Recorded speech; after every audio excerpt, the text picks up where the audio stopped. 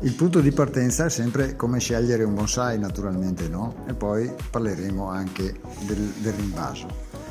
Ecco, qui vedete una foto dove ci sono un sacco di bonsai e capita magari di trovarsi in questi centri dove vendono tutte queste piante e dover scegliere una pianta. Spiegare come scegliere una pianta non è facile, però cerchiamo di rendere le cose semplici sintetizzando al massimo. Direi che un bonsai più assomiglia a un albero e più può essere bello. Assomigliare a un albero vuol dire avere un tronco conico, dei rami sottili rispetto al tronco, una giusta chioma, una prima parte del tronco ben visibile, possibilmente grossa, dei rami sottili che partono in maniera armoniosa e equilibrata. Questo è proprio per rendere, quindi più assomiglia a un albero e più può essere carino. Dovete immaginare un albero vero e vederlo in miniatura.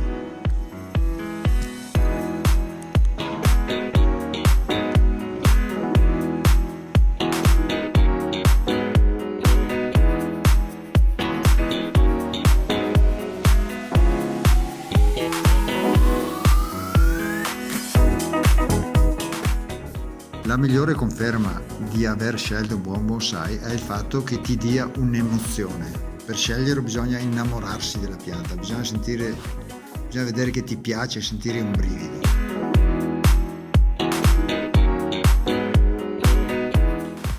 Per la scelta comunque bisogna fare una precisazione, perché ci sono alcune piante che d'inverno vanno tenute sempre in casa e possono stare in casa anche d'estate volendo, molto più a lungo rispetto a altre piante che invece devono stare assolutamente all'aperto.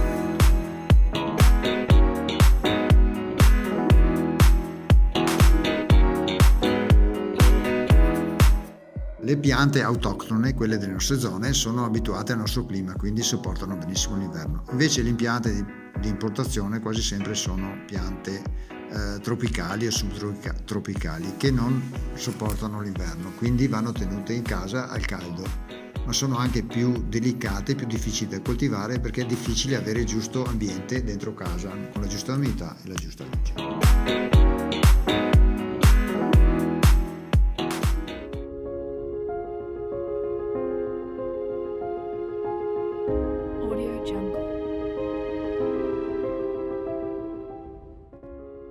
Allora, cominciamo il nostro rivaso. Dalla foto che vediamo, questa è una zelkova, è un olmo in realtà, e praticamente arriva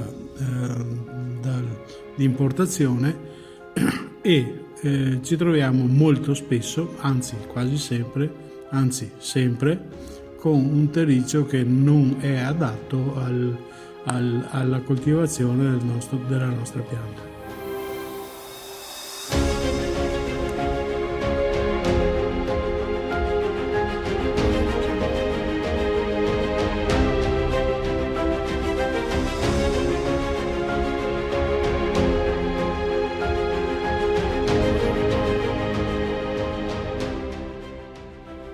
In questo vaso abbiamo trovato un sacco di radici, bisogna un po' dare un ordine perché la pianta possa vegetare bene e perché possa rispondere bene al nostro come si può dire, programma di coltivazione.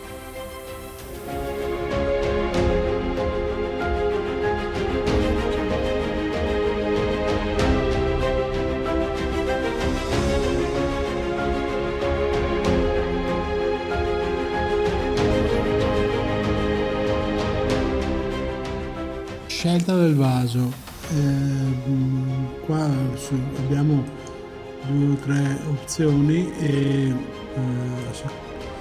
per me insomma il vaso più che col movimento che ha la pianta e l'emozione che mi dà di più è questo vaso blu e per il momento possiamo invasarla qui.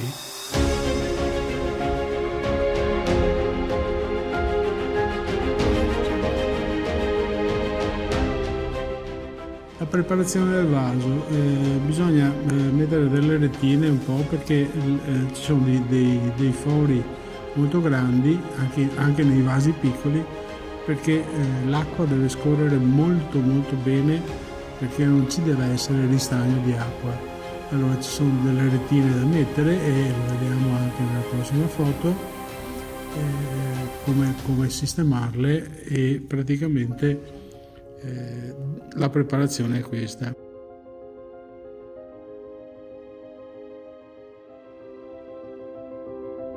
Audio Jungle.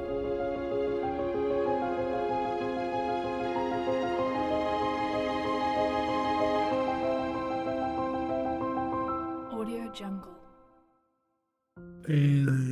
Dobbiamo scegliere il terriccio, in questo caso la Zelkova ha bisogno di terriccio molto drenante, che non ci sia ristagno d'acqua, e qua stiamo setacciando la pomice e praticamente la kadama. Tutto quello che passa sotto il millimetro normalmente sulle piante piccole e anche su quelle grandi non si adopera, perché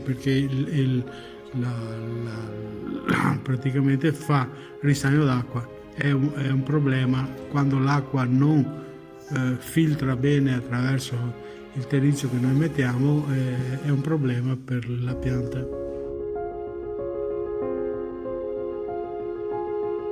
Audio Jungle. In fase di coltivazione con l'olmo si può fare un 60% di pomice, un 30% di akadama e un 10% di terriccio universale.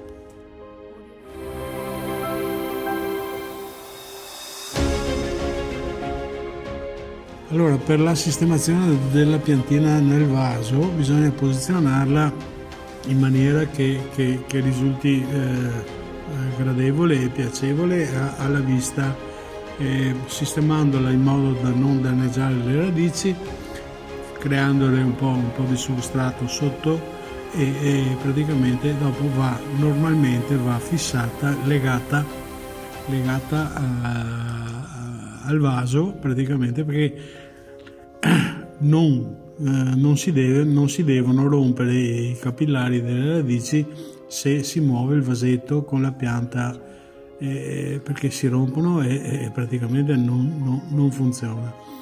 Allora bisogna aggiungere un po' di terriccio un po' alla volta, farlo filtrare bene in mezzo alle radici senza danneggiarle fin al completamento del rivaso.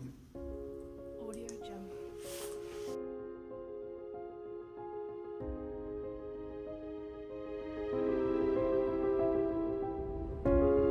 Audio Jungle.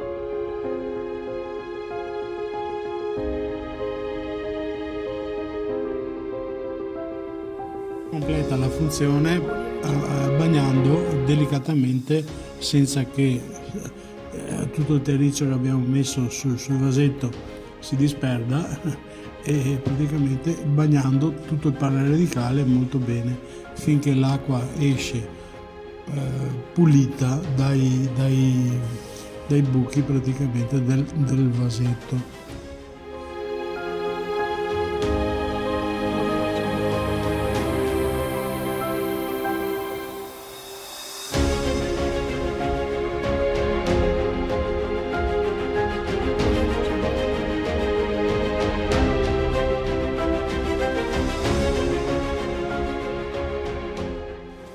Abbiamo un altro caso di un'altra pianta, sempre della stessa specie, un'altra Zelkova, però questa era stata rinvasata, invasata male in un vaso un po' da semicascata, quando in realtà la pianta è un moyoji, è un eretto informale.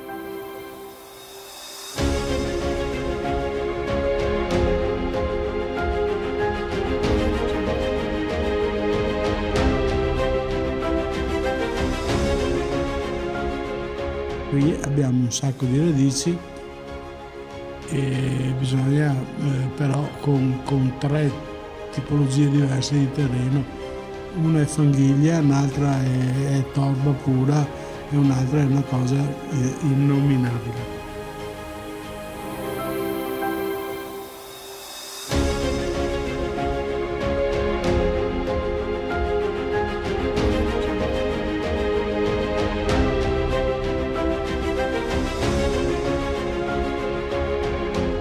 La sorpresa è che tagliando le radici, praticamente guardando le radici una volta si possono anche lavare, abbiamo trovato la sorpresa che non ha un bel piede e non ha possibilità di essere, come si può dire,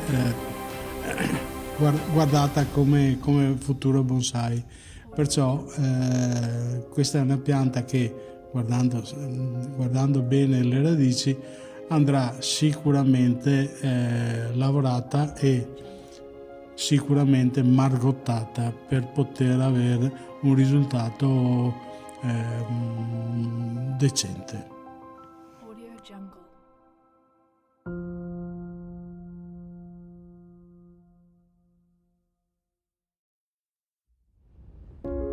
Audio Jungle.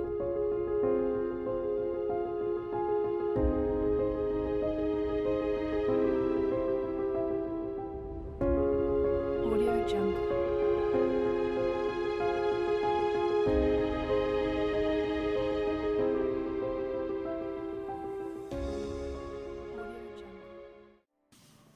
Questo è un altro tipo di pianta, questo è un acero tridente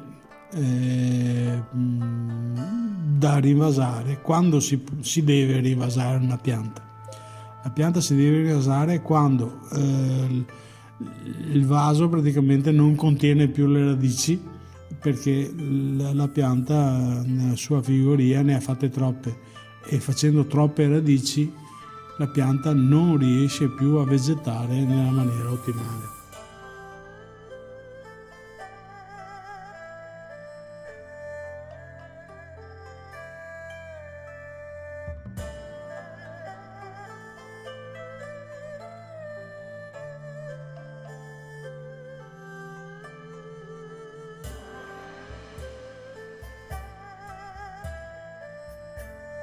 Vedendo che le radici hanno spinto fuori la pianta dal vaso e praticamente bisogna intervenire.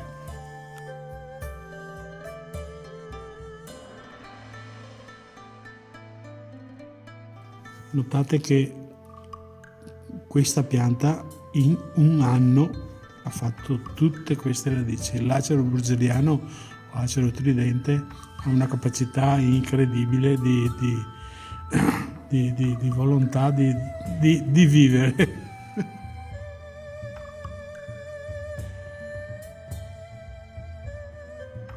Allora, qua stiamo a tagliare praticamente tutte le radici che la pianta ha fatto in un anno, perché non servono, e bisogna ordinare e districare bene le radici per creare un buon piede alla pianta.